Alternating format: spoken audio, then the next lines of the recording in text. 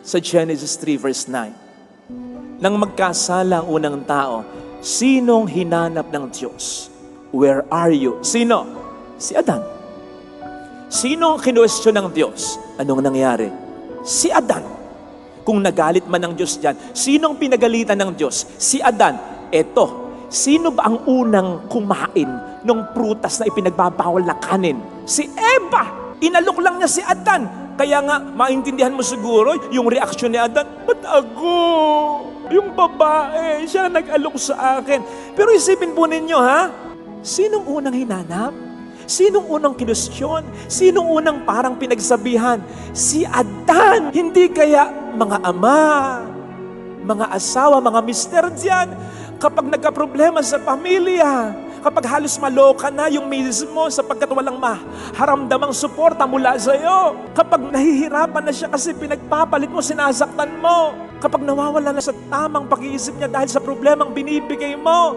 Kapag ang mga anak mo ay hindi lumaking maayos, nag-aaway-away pa. Kapatid, buhay ka pa kahit nasa kabilang buhay ka na. Sa palagay ko, ikaw pa rin ang hahanapin ng Diyos at tatanungin, nasaan ka?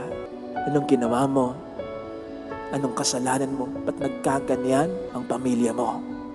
Ikaw kasi ang ulo ng pamilya, the head of the family. Ang katawan mabubuhay ng walang kamay, ng walang paa, pero hindi ng walang ulo. Patay ang katawan na walang ulo. Ang simbahan parang katawan. Ang tahanan natin parang munting katawan. Sinabi ni St. Paul yan, kapag hindi ka nagpapakatino bilang ulo ng pamilya mo, pinapatay mo ang pamilya mo. Ikaw ang haligi ng tahanan. Bago magkaroon ng pinto, ng bintana, bago magkaroon ng bubong, bago magkaroon ng anumang dekorasyon, haligi muna. Bago mabuo ang pangarap na tahanan, haligi muna. Bago bumuo ng pangarap ang misis mo, bago mangarap ang mga anak mo, sana ganito, sana ganon. Ikaw muna. Sa'yo sila magtatayo ng pangarap nila. Paano sila mangangarap kung hindi ka tumutupad sa iyong obligasyon? Don't get it wrong. Kahit wala ka, kahit irresponsable ka, kakayanin nila. Pero wag mong iisipin, kaya talaga nila. Kakayanin nila, in a sense, wala silang choice kundi kayanin na lang talaga. Kinakaya lang nila sapagkat ayaw mong samahan sila. Pero wag mong iisipin na kahit isang sandali, hindi nila naisip, sana nandun ka. Eh kung yung patay nga, iniisip sana nandito pa. Eh yun patay na. Matatanggap na yun kahit paano lang, di ba? Pero yung ikaw ay buhay, tapos makikita kanila sa piling pa ng iba. Huwag mong isipin hindi kanila hinahanap.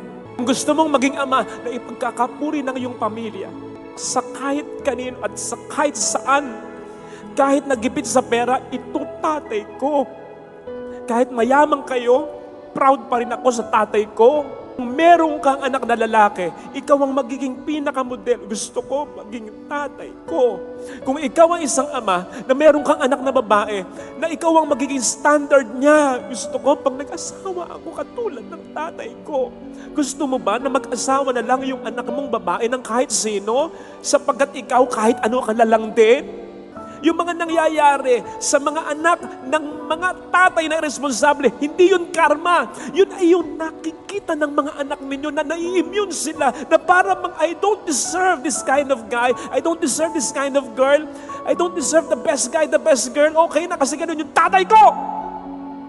Kung gusto mo na isang ama, na ikaw ay yung kahit mauna ka sa misis mo, pero mahihirapan siya na makakita ng katulad mo. Sa kahit anong ganda ng sermon ko, kung hindi mo sundin, kung mapariwara ka pa rin, ano sa akin? Pero kapag ikaw ay mayroong anak na napariwara dahil sa'yo, kahit sa kabilang buhay, hindi ka patatahimikin ng kalooban mo, mahirap talaga maging isang tunay na ama. Pero the moment you commit yourself to God, Lord, gusto kong maging ama na ipagkakapuri ng asawa ko, ng mga anak ko, God will help you. By all means, He will help you. Nasa Biblia, hindi ko lang maalala kung saan, hindi diringgin ng Diyos ang panalangin ng isang mister na malupit sa kanyang asawa. Ngayon, Kung mananalangin ka ngayon sa Panginoon, Panginoon, I commit myself. Ano man ang palsong pag-uugali ko bilang ama, gusto kong magbago na. Tulungan mo ko. Sinasabi ko sa iyo, magkukumahog ang Diyos na tulungan ka.